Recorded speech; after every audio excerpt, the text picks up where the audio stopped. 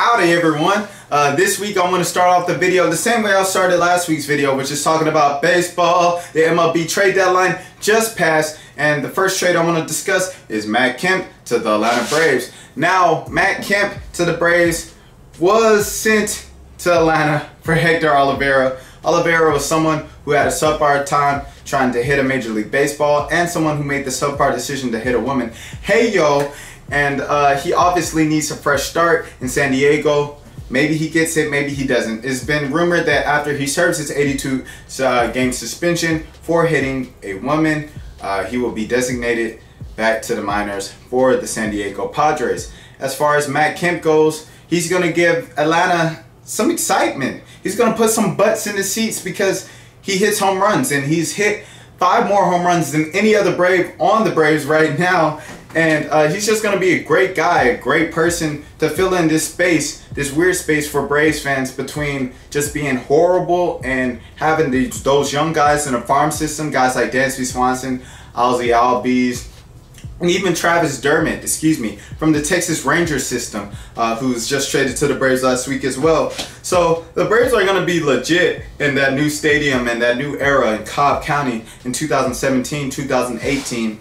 But until then, we get a guy like Matt Kemp who's excited to be a Brave. He wanted to be a Brave all of his life, and he's got a little something in the tank offensively. With that being said, the San Diego Padres winning the trade as well because they get rid of an old guy that they was just clogging up the youth development and their program as well.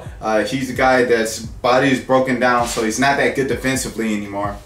And he actually is 151st when it comes to on-base percentage in the majors. So the Padres get rid of that, and they save some money because all the money that they're giving to the Braves to help pay for this Matt Kemp large contract is the money that they're getting from LA and their Matt Kemp deal. So although we're not getting the Matt Kemp, we're getting something that's exciting, a big name for the fans to watch out for in Atlanta. And so everybody wins in that part.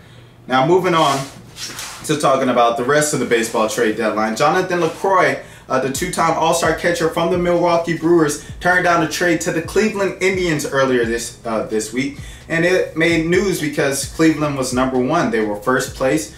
They looked like they had a legit chance at the World Series, and it's only a 7-hour drive from Milwaukee. Jonathan LaCroix said that was one of the main reasons why he was looking to go somewhere in a certain place, and where he's going to get traded to was important because it was his family's decision. He was changing his entire family's life with the decision, and it wasn't about money, and it was just about winning. But obviously it wasn't about winning.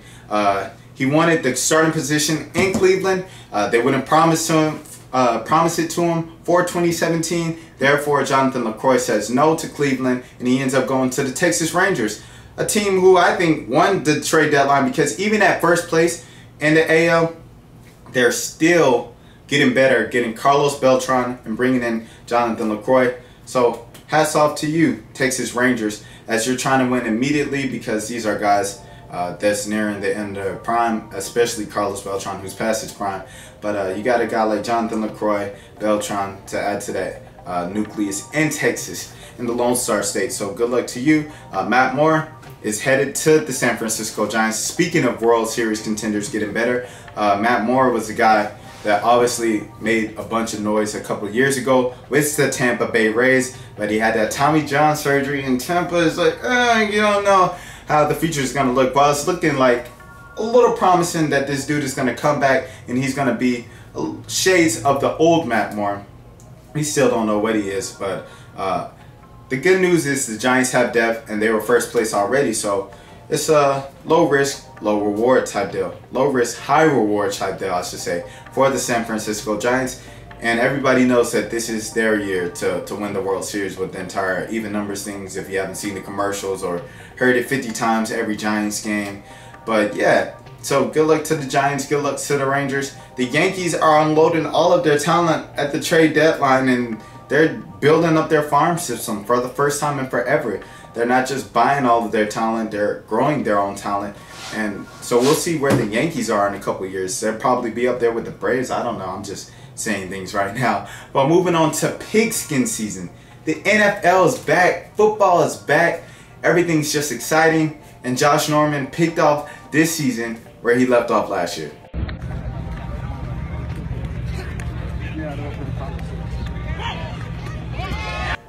Now, Patrick Peterson had a couple words to say about this Josh Norman clip, but I mean, you know, if these guys want to join onto the rapidly growing list of people that just despise and hate Josh Norman, Peterson and Norman can get along on something, and that's getting burnt by the best receiver in the NFL, Julio Jones. You can say what you want about Antonio Brown, but I'm sticking to it. Julio Jones, no bias whatsoever, like I said, with the Matt Kemp Atlanta Braves deal.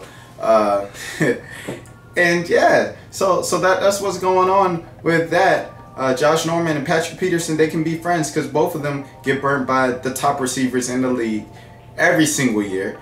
And both of them aren't shutdown corners. They both have holes in their game. They're not like Darrelle Revis was a couple of years ago. They're not like those old shutdown corners, you know. They're just the new school. And the new school, you know, those guys have been proven to get embarrassed week in and week out. So they can talk their trash all they want to. But once that season comes back and once you face those guys like an Antonio Brown or Julio Jones, then we'll see who's really real. Odell Beckham even. But yeah, so moving on to my way too early Super Bowl predictions. I have the Carolina Panthers versus the Baltimore Ravens. And the reason why I'm picking the Ravens is because everybody is like expecting New England to bounce back even despite the Tom Brady suspension. And for good reason. New England just has that history of no matter what, getting caught cheating, getting suspended, this, that, dealing with injuries, dealing with age, dealing with this. They always find a way to put themselves in a position to win the title and title contention. That's just the Bill Belichick era and the Tom Brady era, excuse me. But this year I think it's going to be different. They're going to leave the AFC wide open for someone. Pittsburgh just isn't in a stable enough place right now at the beginning of the season. Maybe they put it together all in the middle of the season and they just get it done and they get hot at the right time, because we've seen that plenty of times. Cincinnati's just allergic to winning playoff games. So that leads us to Baltimore. And I think Baltimore is going to have a nice bounce back season after a horrible year last year. And I think they're going to do it.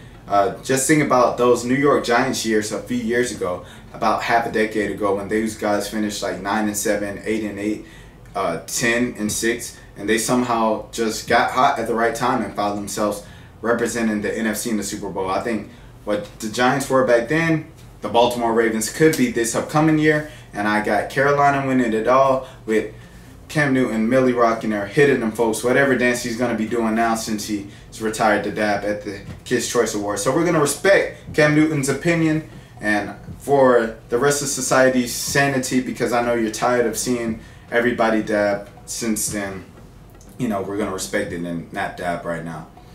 But everything, you can check it out on RashadMilligan.com. The A-League podcast from last week, we're talking about Brett Favre, the Georgia Dome, among other things.